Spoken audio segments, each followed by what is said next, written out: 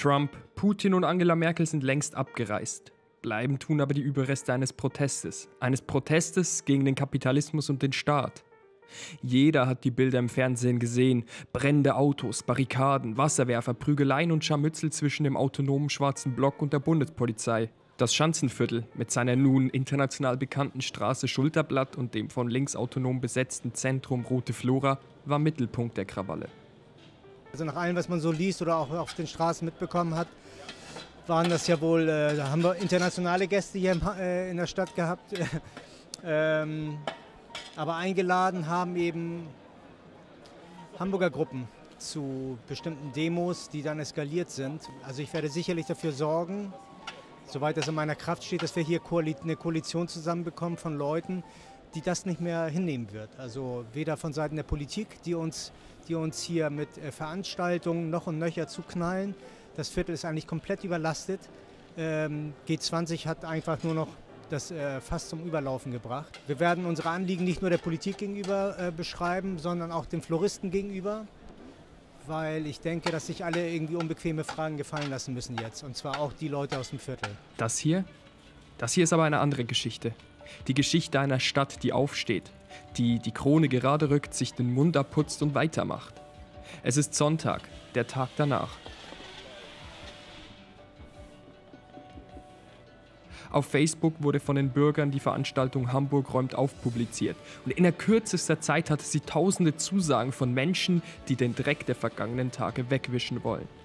Es sind Menschen, die uneigennützig helfen, die Schande der vergangenen Tage von den Straßen spülen und der Stadt ihr weltoffenes, tolerantes und modernes Gesicht zeigen wollen. Ich bin Laura und ich komme auch aus Hamburg. Ich bin Silvi und ich wohne auch in Hamburg. Ja, Hamburg wird ja oft nachgesagt oder so den Nordlichtern, die sind eher kühl und zurückhaltend, aber das ist, glaube ich, so, wenn man dann einmal die Leute als Freunde gewonnen hat oder wenn man merkt, wie der Zusammenhalt hier ist, dann liebt man das einfach und dann möchte man auch nicht mehr weg. Ich finde es toll, dass die Leute hier doch alle irgendwie wieder zusammenhalten und ich meine, ich glaube nicht, dass die Hamburger hier die ganze Verwüstung angestellt haben und wir müssen jetzt einfach zusammenhalten und alles wieder schön machen.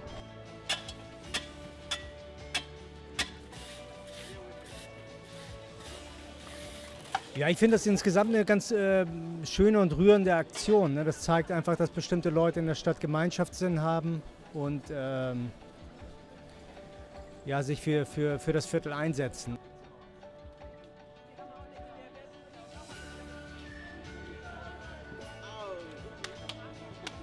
Wir gehen durch und genießen diese schöne Aussicht. Die Atmosphäre. Alle sind fröhlich. Vielleicht nach dem Essen, wenn wir uns gestärkt haben, werden wir uns auch noch dazu gesellen. Ja, Sie sollen wissen, dass der größte Teil nicht aus Hamburg kommt, der hier an sowas verantwortlich ist. Die Hamburger selber, wie Sie sehen, sind dabei beteiligt, wieder alles sauber zu machen und herzurichten. Und an die ganzen Leute, die aus außerhalb gekommen sind und nicht aus Hamburg kommen und das alles hier so zugerichtet haben, bitte haltet euch fern von unserer Stadt. Bitte.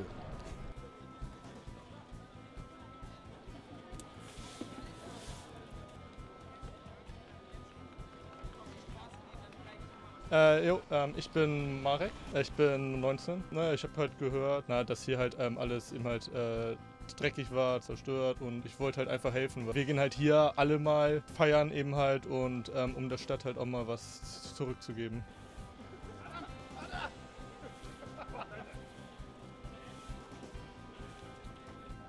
Ich bin Bastian Back. Ich komme aus der Nähe von Hamburg, also aus Steinbeek, ja, also an der Grenze von Hamburg.